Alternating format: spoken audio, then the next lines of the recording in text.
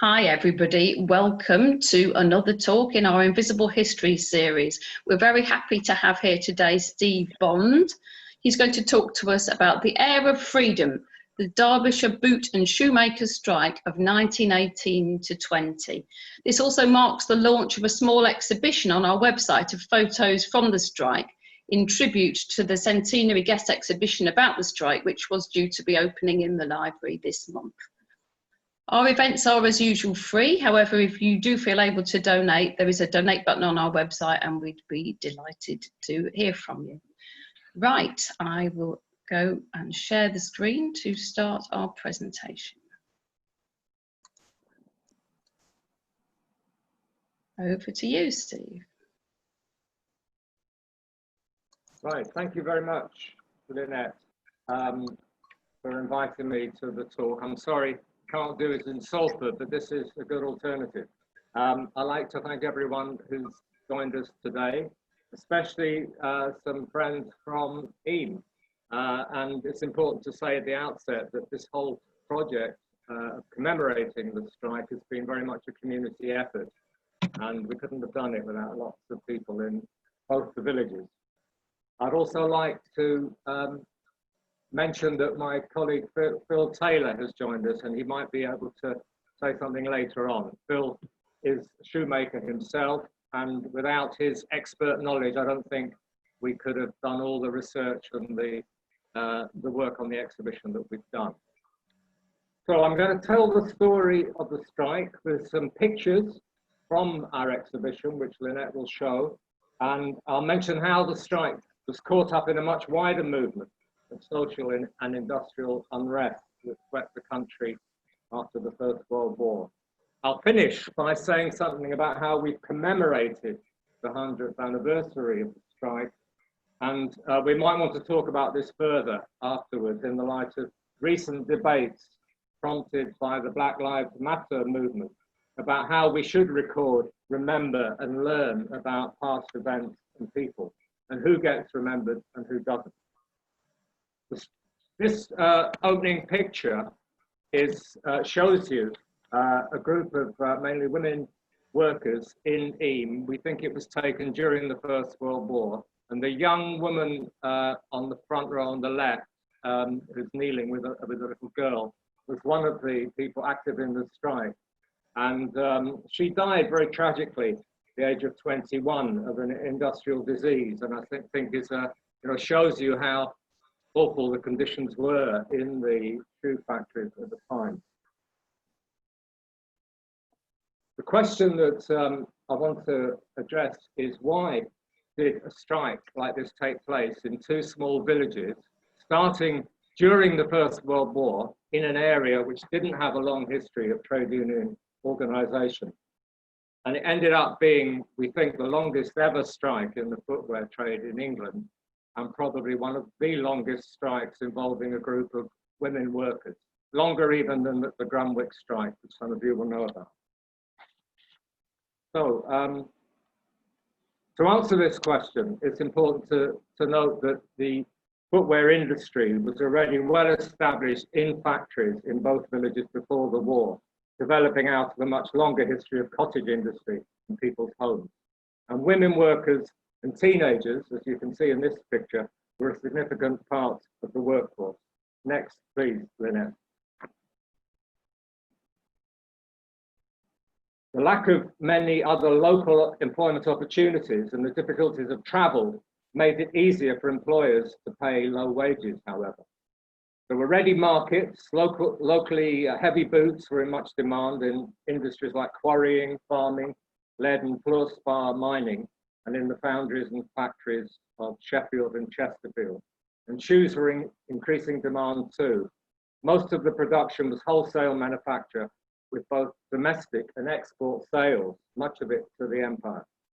At the time of the war, there were 6 main firms in Stony Middleton, mainly making boots, and 3 in Eam, producing shoes. And this picture was taken outside West's factory in Eam, which is one of the main shoemaking firms. And again, if you look closely, you'll see a number of young women, teenage girls who were employed in the firm. And we heard from several people that many of the men employees were told by the employers to bring their daughters into work as soon as they finished school. And some of the men were threatened with the sack if they didn't do so, because they wanted the girls to be machinists and they could pay them very low wages.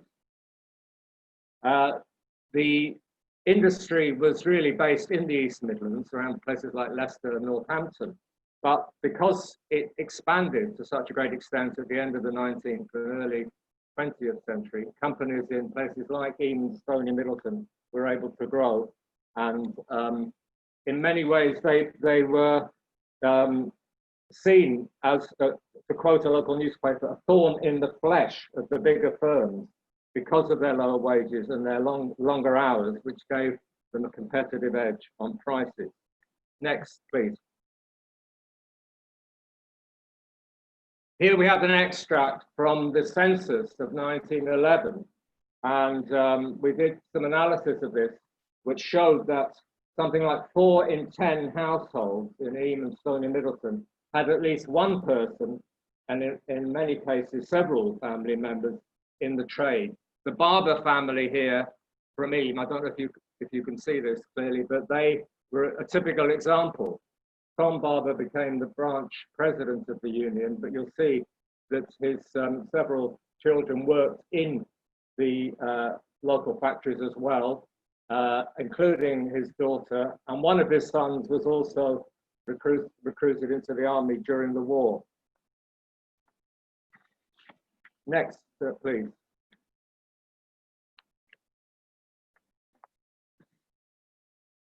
The union organizer, who was appropriately named John Buckle, said that the conditions in Eames and Stony were amongst the worst he'd seen. He called it another Eames plague.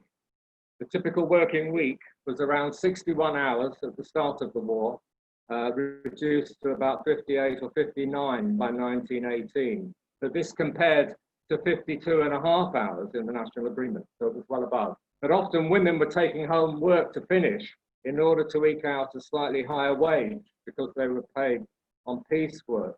So their hours were often even longer than that. And their situation could be compared to the sweating prevalent in trades like tailoring at the time. Intense labor conditions, a poor working environment, low wages paid by the piece, a ready supply of labor, and a lack of trade union organization, characteristic of both factory and outworking at home. This photo is from another factory in the region. It gives you an idea of what it was like for the women workers there. And one of the workers wrote this: girls who sit over sewing machines become round-shouldered and lose their eyesight by continual straining when the light is bad. One of the contemptible actions of our firm is refusing to light the gas at early morning or on a dull day. Next, please. This quote was from Harry Dawson, who you can see in this photograph. Harry was a clicker at Ridgway Brothers in Eames for over 30 years and was sacked in 1918 for alleged union activity. He wrote a detailed description of the labour process in the factories. It's a very rare worker's eye view. His wife, who you can see here, Margaret, before the strike, was periodically an outworker at home. She stitched uppers on children's shoes for the factories when they had orders to meet, a practice known locally as felling. It was very poorly paid. She gives an example in her diary of being paid 4p halfpenny for an evening's work in 1906. During the strike, their daughter Doris, pictured here on the left, describes her mother vainly trudging around the bigger houses trying to get domestic work. They were desperate for money. Doris later wrote a wonderful memoir about growing up in Eames at the time of the strike and the war. And it was this book that inspired both Phil and myself to do further research.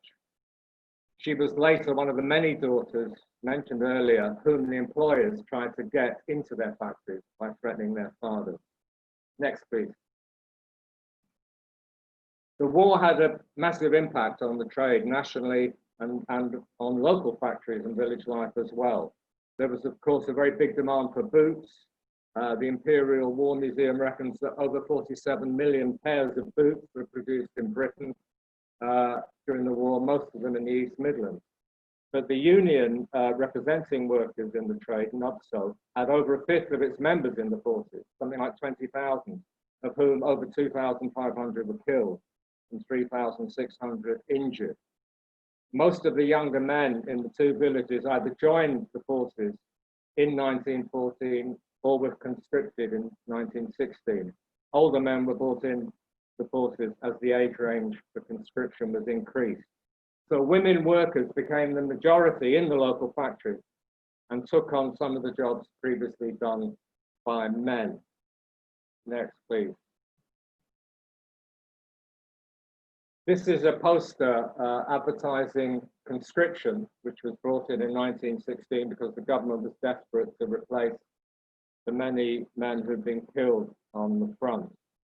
Some of the firms were struggling to keep going, so what the employers did after conscription was to put in appeals at the local tribunals for workers they considered to be essential to keep the factories going. However, when workers started to join the union in early 1918, the employers stopped doing this and it was left to individuals. And this was to prove a bone of contention and probably quite an important factor in getting workers to join the union. In Eyam, about a third of the men who signed up for the forces worked in shoe factories. And one of the companies in Stony Middleton had a contract in 1916 to make army boots. And another local firm, Mason Brothers and Lennon, were engaged in repairing army boots. Next, please. This is a picture of the Higginbottom factory still there today. The factory isn't there, but the building is still there. And if you look on the outside, you can notice a hoist, or what's left of a hoist that was used for fetching leather up off the drays. The war-related work was clearly the priority. Some local women went to work in Sheffield on munitions. Other workers were transferred as substitutes to replace men who joined the forces so that the factories like this could keep operating. The factories that weren't involved in war work had problems getting materials and labour, and at least two of the local firms were shut for large parts of the war because they didn't have enough workers. And this is where the union came in and why it tried to recruit in these two villages, because the boot and shoe trade was a very well organised one nationally. The union had representation in most companies, and most employers were in the Employers' Federation. This wasn't the case in Eyam and Stony Middleton. So NUBSO wanted to make sure that all firms were complying with national wages and conditions so that they didn't undercut the companies that did recognise the union and where NUBSO was well represented. So in 1916, the union made its first attempt to recruit members here at this factory. Next, please. This is a picture of Mary Bell, who was one of the first women on the National Council of NUBSO, that's the National Union of Boot and Shoe Operatives. And I think an important reason why workers in the two villages joined the union in 1918 was because of the success of people like Mary Bell in getting women to join the union. There was also a separate women's union in the trade, and between the two of them, they had got NUBSO to promote the interests of women much more strongly, and they achieved the first national minimum wage for women workers in 1914. About 20,000 women had joined NUBSO by 1917, and I think this gave the women in Eyam and Stony Middleton more confidence that they could achieve something by joining. And when the union sent its organiser, John Buckle, back to the villages in late 1917 to try and establish a presence, he was much more successful. Next, please. And here, if you look at this picture, which is taken in Eyam, the man in the middle with the bowler hat is John Buckle. Although he was one of only two national organisers in the union, so he had responsibilities in Britain and Ireland, traveling all over. And yet he spent an enormous amount of time, much of it in his own time, in Eyam and Stony Middleton, trying to support the workers here. The person just to his left, as we look at the picture, was Harry Dawson with the flat cap, which the man we saw earlier, and his daughter Doris is one of the children on the left of the picture. Buckle arranged a series of meetings in both villages, and I think the two key ones were in a pub in Eyam called the Bull's Head, and on January the 1st and January the 3rd. And at the second of those meetings, which was just for women workers, 46 women decided to join the union. And I think this was the decisive breakthrough that Buckle was looking for, because with the women being a majority now in the factories, he needed their support to have any success at all. The decision was made to start a union branch covering both villages. But it was still a big decision to join a union in a village like this, where not many people were in unions and where the employers were enormously powerful in all spheres of life. I'll quote to you from a letter by one of the strikers to a local newspaper. And he says, "Those who know the employers know that their deep-rooted objection to a trade union is because it means an end to their autocratic powers and an end to victimization of any of their operatives who dare to cross their wishes, either in the factory, the clubroom, the institute, or in the social or parochial life." Many of the employers were also landlords, so they owned houses that workers were renting. So not only were people at their mercy from an employment point of view, but they could also be evicted if they didn't pay their rent.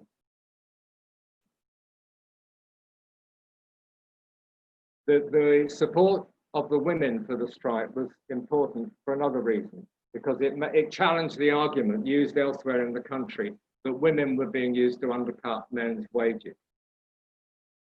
Clearly, in this instance, the men and the women were going to stand together.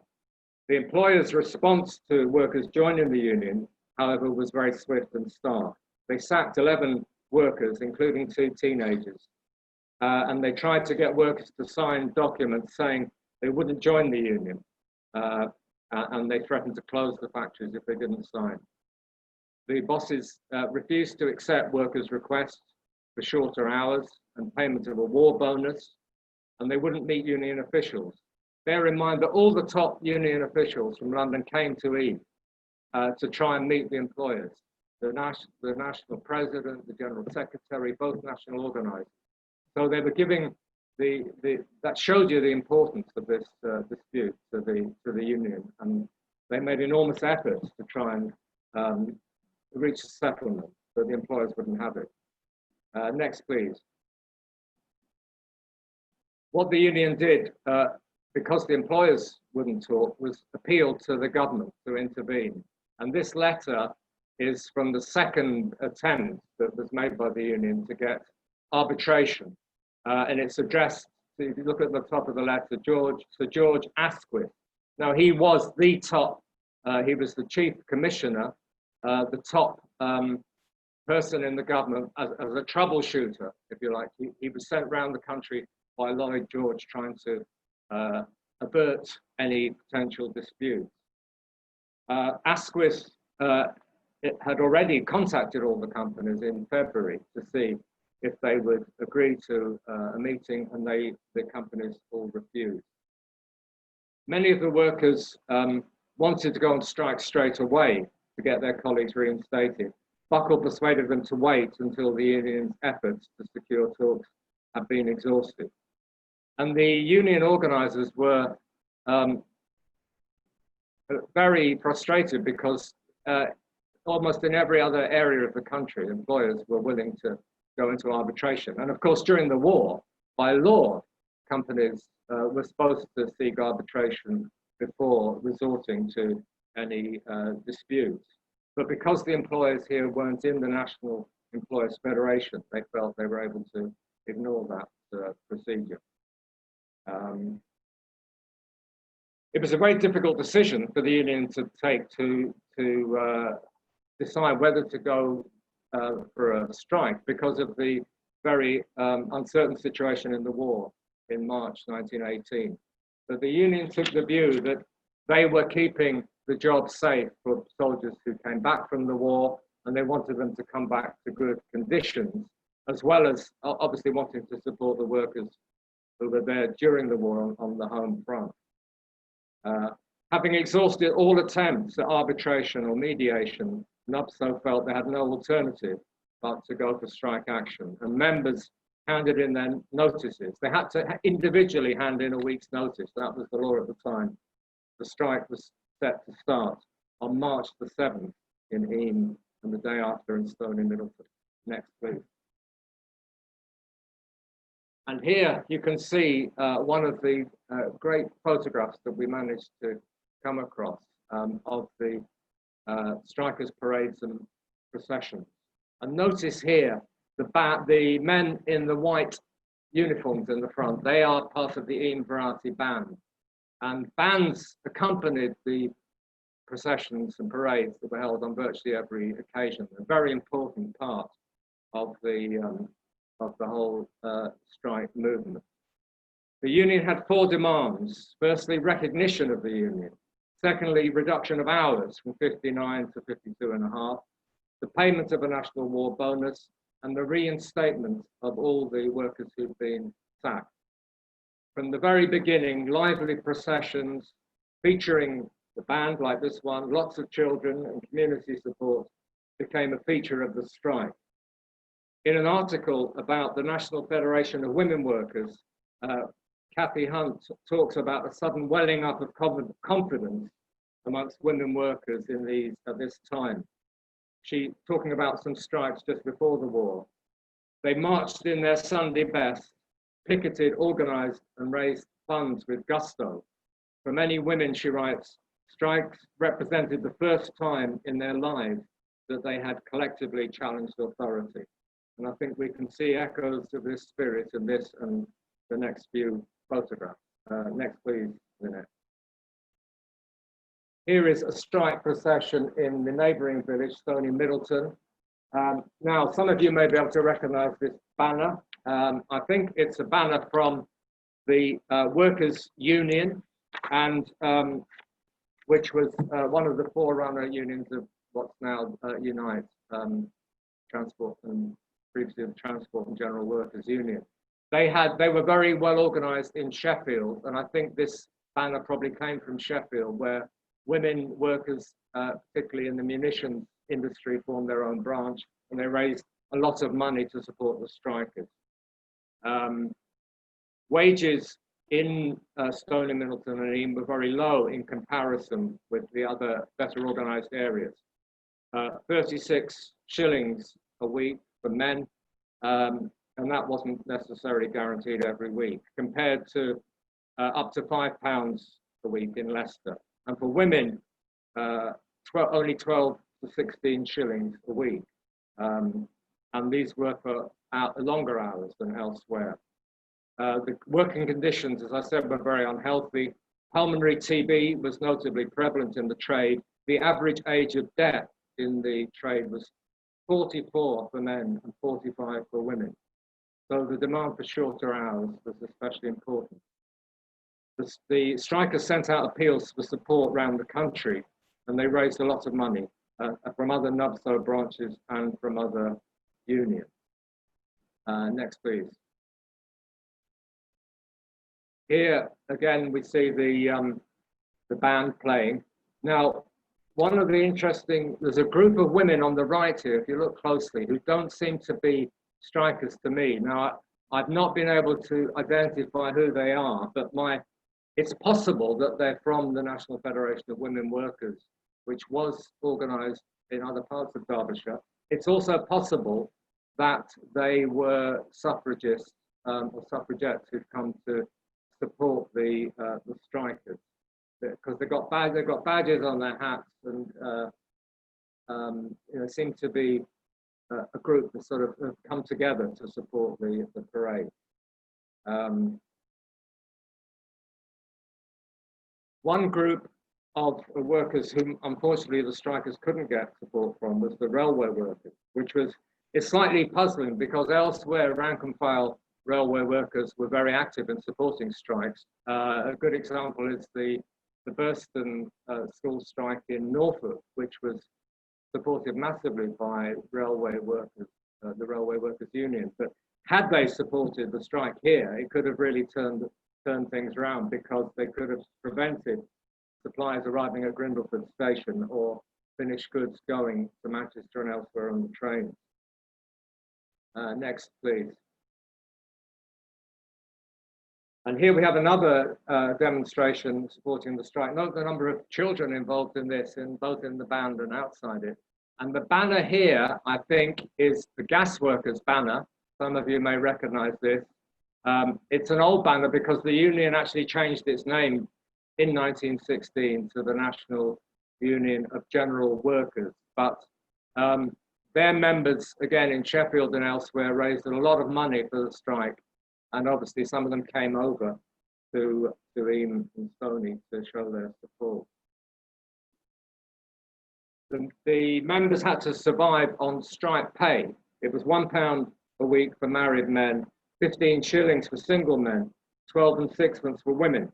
But with prices doubling during the war, families were struggling to make ends meet. And they had to maintain rent payments, as I said earlier, because many of their homes were owned by the employers. Eviction was an ever-present threat. The solidarity from other union members was really important, both for finance and also for morale. Various attempts were made to resolve the dispute in these early months. There was an intervention by a local vicar, John Riddleston, which I'll come back to later on. There was an attempt by Will Thorne, who was the leader of the National Union of General Workers, and also by this time an MP, to raise the strike in Parliament. But he didn't manage to get anywhere either. And then finally, there was an attempt at mediation by a local magistrate, who was also a cutlery employer, a man named William Nixon, who was, can you go on to the next slide, please? Yeah, thanks. Nixon was appalled and exasperated at the employer's attitude, and then what he believed was their misunderstanding of what the union was trying to do, and their intransigence in refusing to meet the union or even go into a mediation process. Here is Will Thorne speaking in Eam. He came, so here we have the leader of the biggest union in the country, traveling to a small village to show his support for the strikers. And his union also set up branches in the area, if people know the Hope Valley area, in Bradwell and Eam, with the help of the Shoemakers, who helped establish the branch. So the employers' view seemed to be that they were not going to meet the union, and that they would wait to see the strike crumble during the winter. We have some evidence of that from correspondence. Only one of the companies would agree to talk, and that was Higginbottom, the one I mentioned earlier. And I think the reason for that was that they were taking a pragmatic view. They wanted more government contracts for boots, and they knew that if they implemented national agreements on wages and conditions, they were more likely to win those contracts. None of the other 7 companies involved would come to a settlement. A national agreement was made in the industry in 1919, and it shows you how far behind Eam and Stony Middleton firms were. The minimum wage for men was raised to 56 shillings and for women to 30 shillings. And with piecework, it was expected that many workers would earn at least 25% on top of that. Hours were reduced to 48. So compare that to the 36 shillings for men and 16 shillings for women in the local factory. Next slide, please, Annette.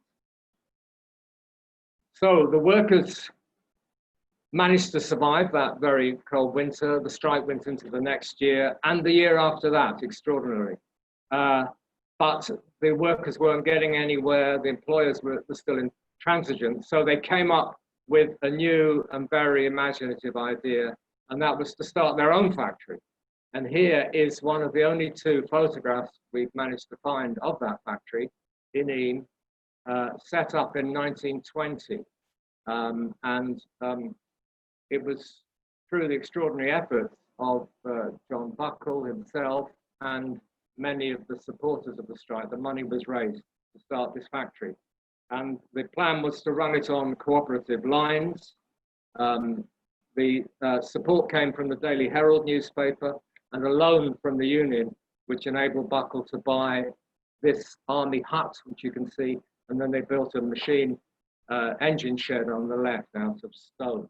About 40 women were employed here on proper trade union rates and hours, which was an enormous improvement on their previous conditions.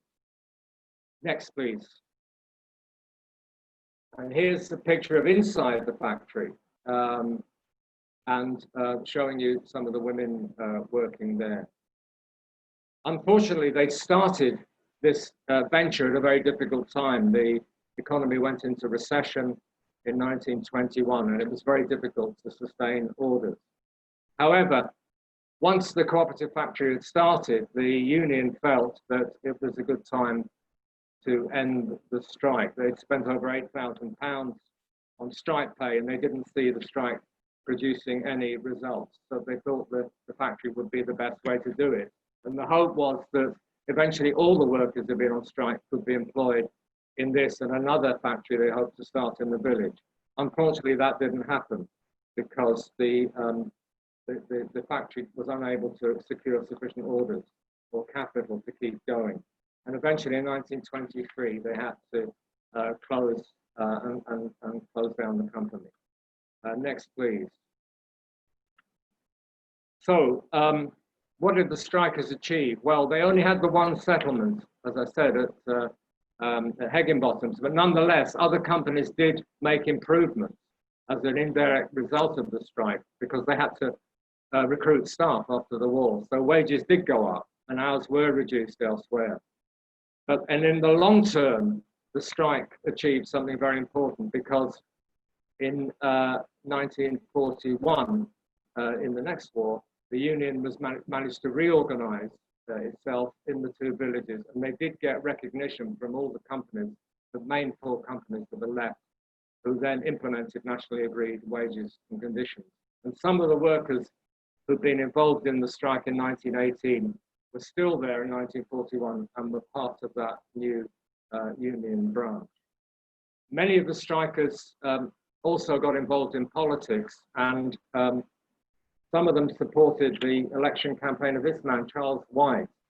There wasn't a Labour candidate in West Derbyshire. In fact, there weren't many across Derbyshire, but White was an independent Liberal, and he was a strong supporter of women's suffrage, and he pulled off an extraordinary victory, the first ever defeat of the Devonshire Cavendish family, who controlled the seat for 300 years.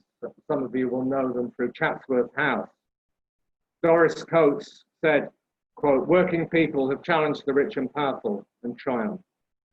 Next, please. The women were active in that election campaign, and this is a picture of Hannah Mitchell, who was a suffragette born in the same area and went on later to become active in the Manchester area in women's suffrage and in the Independent Labour Party. So other legacies were left by the strikers as well. Doris Coates herself, inspired by her father, became the first woman to get on a teacher training course at Goldsmiths College in London who hadn't been to grammar school. Also, other workers joined unions inspired by the boot and shoemakers and achieved significant success in the area. John Buckle himself became a Labour MP for Eccles in 1922 and was in Parliament when the first Labour government took office.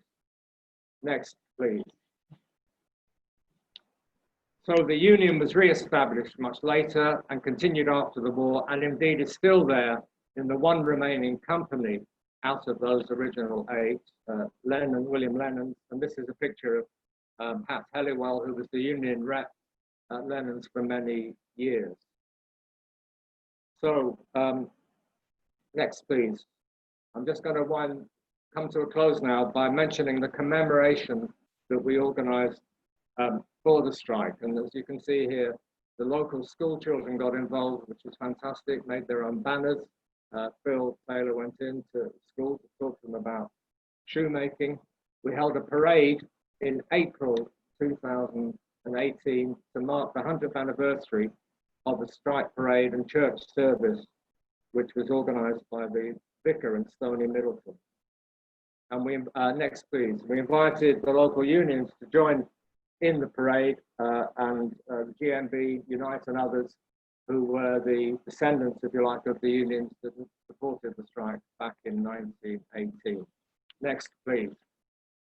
Well dressing is a tradition and custom in the Peak District, as some of you will know, and a colleague called Kate Upcraft designed this fantastic well dressing in Stony Middleton, which was featured in their well dressing week 2 years ago.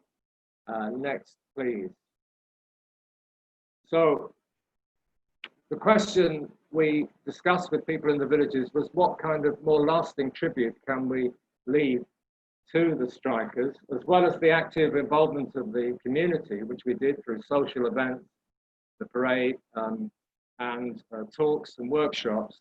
We wanted something more permanent. One of the things we did was to make 2 exhibitions. One is in Eam Museum, and hopefully when that reopens, you'll be able to see that. And there's a mobile exhibition which we've been taking around, and indeed would have been in Salford had it not been for the virus.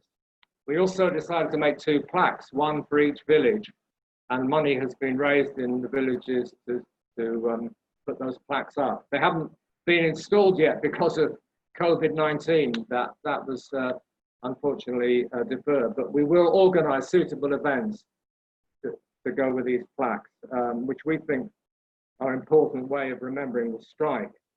I came across a great quote from an anonymous pamphlet written in the 1790s, and perhaps I'll finish on this one.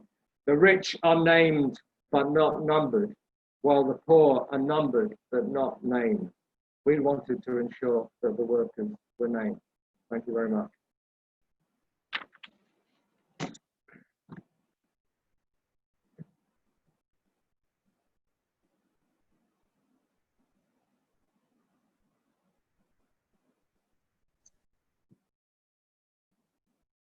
Can't hear you. I'm trying. I'll try that again.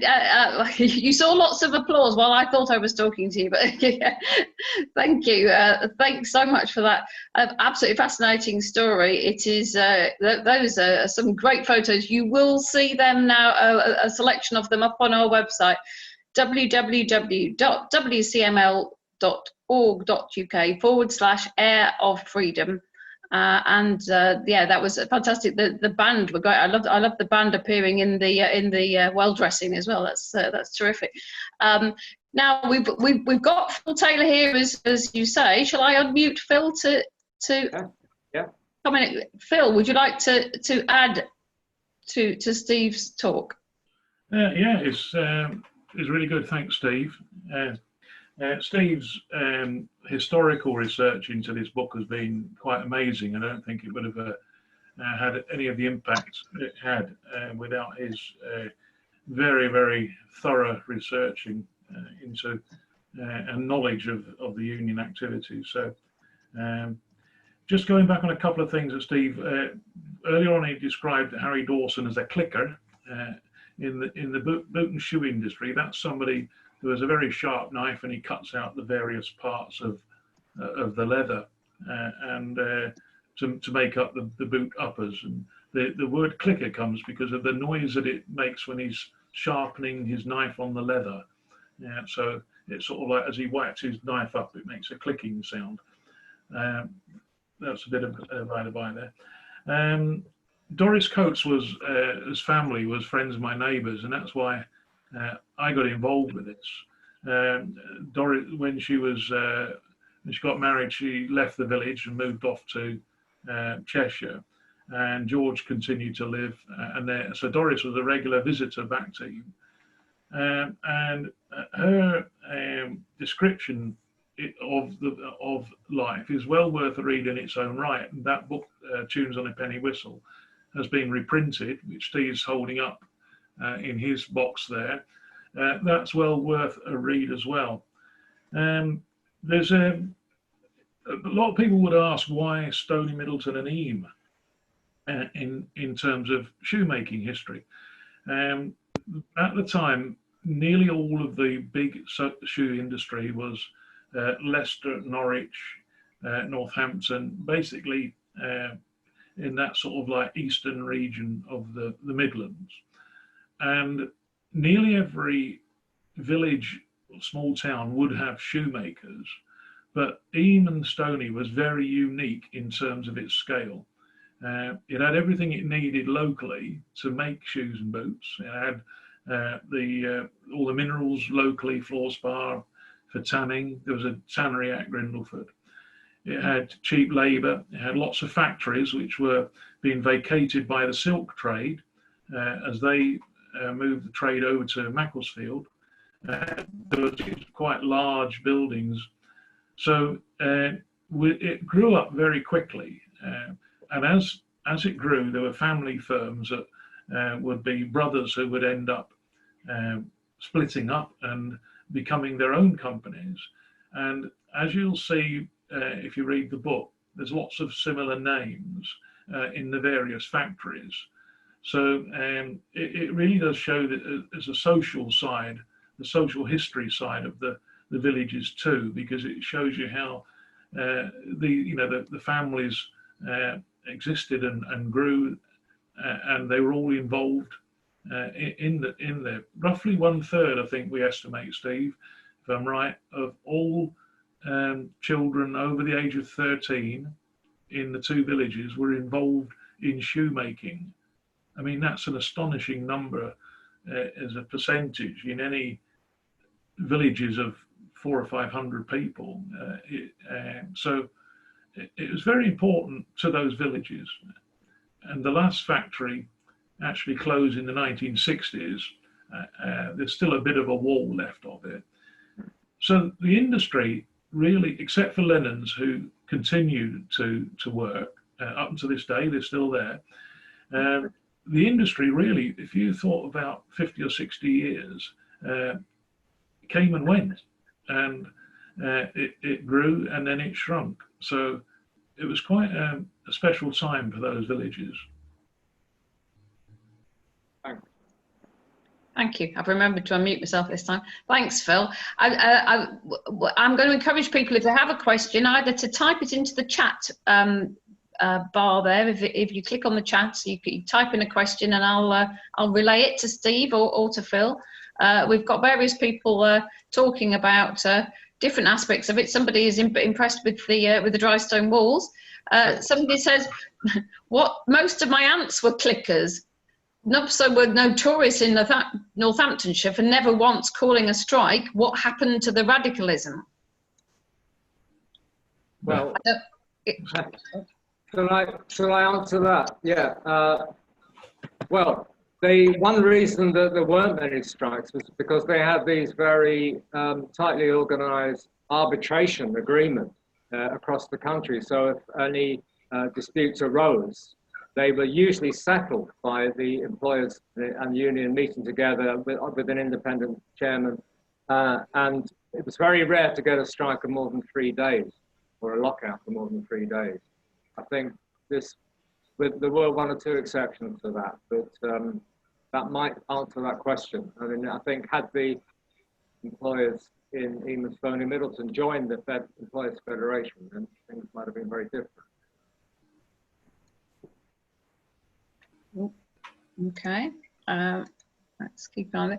Curious to know if there was any support from local churches, Methodists, for example. Yeah, so that's a good question, because there were most of the boot and shoemakers, as far as we can tell, were non-conformists, they would go to the chapel. There was a Wesleyan Reformed chapel in Stony Middleton where we held one of our events, and we know that there, some of the lay preachers were themselves food makers, and lots of the families attended those. What was unusual was that the Church of England, church at St. Martin's in Stony Middleton, had a vicar who was willing to support the strikers as well, and that was unusual because mostly the Church of England would have been more Tory inclined, and the employers would have gone. And in fact, one of the funny things that happened there was that after the Reverend Riddleston had organised the Labour strike parade, he then had some of the local employers refusing to ring the church bell in protest of what he'd done. But to give him his credit, he stood his ground and asked them a question from the story of Cain and Abel in the Bible: am I my brother's keeper? A question that might well be asked today in other circumstances. We've got somebody suggesting that the well dressing would make a fantastic mosaic.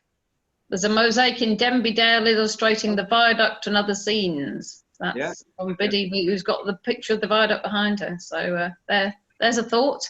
Yes, indeed, yes. Various. Well, I'll send you this chat, Steve and Phil, because people have obviously got relatives who are involved in the industry, etc. So yeah. I think it's also important to say, I mean, I know the book's been printed and the exhibition has been finished, but information is still really important, and we want to create, it's almost like a living history. Everything we've done can be updated except for the book, and we really do need more information to add to the website and the like. Okay, thank you. Owen, is that a good point perhaps to bring you in terms of sort of things, because you'll know all about local information? I'm just going to try and unmute you. There you go. Owen's from E Museum.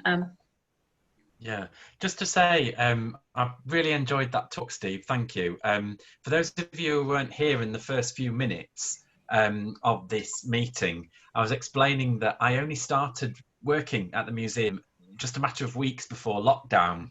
So I'd barely got a sense of the collection before I had to start working from home.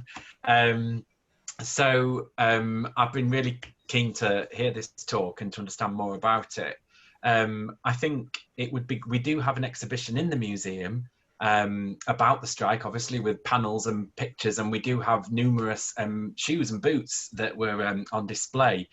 The museum is, of course, closed to the public at the moment, but we are looking at how we might be able to reopen, not on the 4th of July, but probably perhaps in a couple of months' time. There's a lot of measures we would need to put in place. It's not a very large building, and there are, interestingly, for those of you talking about Methodists, it's the museum is housed in the former Wesleyan Methodist Chapel, not the Wesleyan Reformed Methodist Chapel, which was a different branch of Methodism and very prominent in Derbyshire and South Yorkshire. But we're in the old Wesleyan Chapel. The Wesleyan Reformed Chapel in Eam is now a house. But I understand the Wesleyan Reformed Chapel in Stony Middleton is still active. The Wesleyan Reformers were a branch of Methodism that have never rejoined the main body of the Methodist Church, whereas other Methodist branches did rejoin. Anyway, sorry, I used to work at the Methodist Church as their heritage officer, so I have quite a lot of interest in that area. But going back to this, we would like in the museum to explore ways we could put more of our exhibition online. We're also interested in how we could do talks like this one, about different aspects of our story. There is more to Eam than the plague, although naturally the plague is always of interest, and at the moment is of particular interest, and we are enjoying, if enjoying is the right word, a good deal of media attention, which we do want to capitalise on. But I would be, I noticed your reference to Hannah Mitchell, and I can see out the corner of my eye someone in the chat has put something in about Hannah Mitchell, who again, lots of interesting parallels there about Derbyshire women, and obviously the Doris Coates book, which we do sell in the museum shop. But yes, we're at the very beginnings of talking about how we could do more stuff while we're closed. And I'm obviously keen to talk more to Steve about that. Hope that's okay. Don't wish to dominate the rest of the discussion. No, thank you very much, and good luck with it. Yes, I think that 4th of July is optimistic for very many of us. So yes. But good luck with it.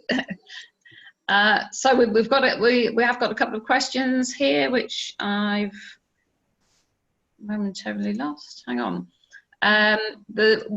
Yes, Chloe says she's puzzled about the lack of support from the railway unions, especially since Jimmy Thomas, formerly secretary for the NUR, was MP for Derby. He was, yes. Well, that's right, he was. But it's difficult, I think, because he was, I suppose, quite notorious as a kind of right-wing trade union leader. But it is puzzling to an extent that the NUR was one of the best organised unions, and in rural areas it was often the only industry which had an active union organisation. So whether local workers wanted to take action and were prevented by the union from doing so, I don't know. We haven't managed to find that out, and if anyone can point me to sources that might cast some light on that, I'd be really interested. Okay, well, talking of sources, we've got the archivist from, an archivist from, I hope you have more than one, Sheffield Archives and Northamptonshire Archives. So they were wondering what sources you use for research, and are there any records from the businesses involved and from the owners' points of view? That's from Benjamin Longdon. Yes, well, okay, sources, that's interesting. I mean, I did go to Northampton Museum, was a fantastic source of information, incidentally, because they've got all the records of things like the trade journals, which I read, and they did give an employer's point of view. And what's interesting is that a lot of the employers were supportive of having trade unions in the industry, because they thought it gave them more certainty and security. They knew where they were. As far as local employers were concerned, most of the records are destroyed because the firms have gone out of business. But we were very fortunate to find that William Lennon, which Phil mentioned, still had some old records in the bottom of a filing cabinet. I don't think they even perhaps knew that they had them themselves, and they allowed me to rummage through. And we found things like a wages book from 1918, which showed what workers were being paid in the 2 weeks up to the strike. So that's where we got some of our information about the 36 shillings a week, which is the highest that the men could earn.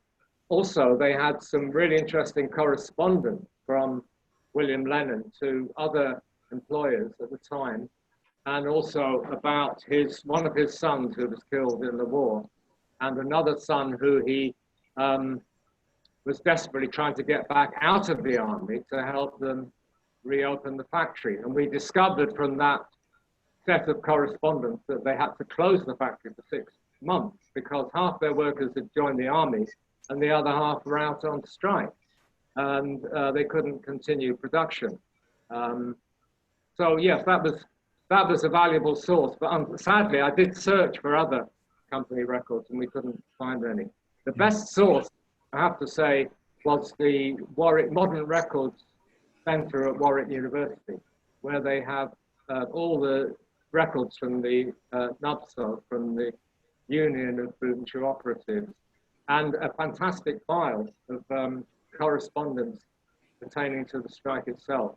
So all the correspondence between the union, the local magistrate who tried to mediate with the employers, so you can get an insight into what the employers were thinking, and correspondence from John Buckle, which all the information he was sending back to the union from the Bull's Head in Eam, which was his headquarters, and things like how much strike pay was coming out, his appeal to other unions for support, and then there's information about the cooperative factory. So that was that was probably the most important breakthrough I made in the research, was finding that file, and the people, the staff at Warwick University were incredibly helpful. We have some records, a lot of records actually, about the National Union of Boot and Shoe Operatives at the library as well. A large amount came in just from somewhere, I can't remember where, but that was about to go in a skip, and so we rescued him. Owen is waving at me. I think, do you want, yes, you want to say something? Hang on, Owen, there we go. Go for it. Thank you. I just wondered, Steve, have you explored the records of the Wesleyan Reformed Chapel? I'm thinking in particularly the minute books that I expect have survived, and as a lot of the leaders, as a lot of overlap between union membership, union leaders and members of the chapel, I wonder if there might be some interesting things in around the various archival material that the Methodist Church, and specifically the Wesleyan Reformed Chapel, may have, which would probably be at Matlock, at the Derbyshire archives. I just wondered if that's a source you've explored at all. I found out a bit about the one in Stony Middleton. There was a man called Tom Carter who was actually a shoemaker and was involved in the strike, and he was a preacher there. So we had, and his granddaughter was very helpful in giving me some of his memoirs and records. But we struggled to get other records, Owen. But I'll perhaps come back to you and talk to you about that.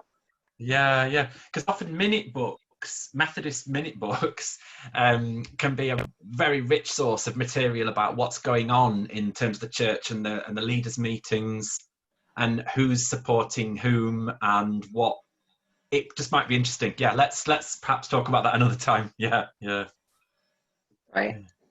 Thank you. So somebody's said from Chesterfield, Valerie says she didn't know about the shoe industry in Eam, etc. There was a tannery in Chesterfield called Clayton's. Wonder if they used to supply leather to the local shoe industry.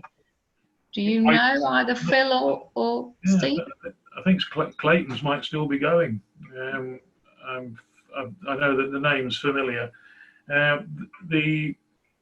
We don't know exactly what leathers were being produced at Grindleford. The records are a bit vague. And normally a tannery would either make leathers suitable for the uppers of the shoes, or leathers suitable for the thicker soles. So without knowing exactly what leathers Grindleford produced, but it's more likely that they produced leathers for the uppers, sort of the heavy leathers for the boot industry, because they were much easier to tan. They were thicker, but they required less processing. Clayton's produced sole leathers, so my guess is that the sole leather might well have come from Chesterfield. Okay, so we've got answers to all sorts of questions today. That's amazing. So have we got? I'll get you back to gallery view. Does anybody else want to ask a question and get me to unmute them if you don't fancy using the chat thing? I am just going through to see if anybody wants to wave at me. Oh, I think you might have thoroughly answered everything, folks. That's brilliant. Phil, right, yeah. If you want to order, yes, you want to order a copy of Doris Coates' book, then do so at the museum. Says Owen with a quick eye to his PR. Very good. Steve, you should plug your book as well. Well, yes, The Air of Freedom. Well, that is available from Phil's workplace. The details are on the website. Thank you, Lynette, for putting them up there.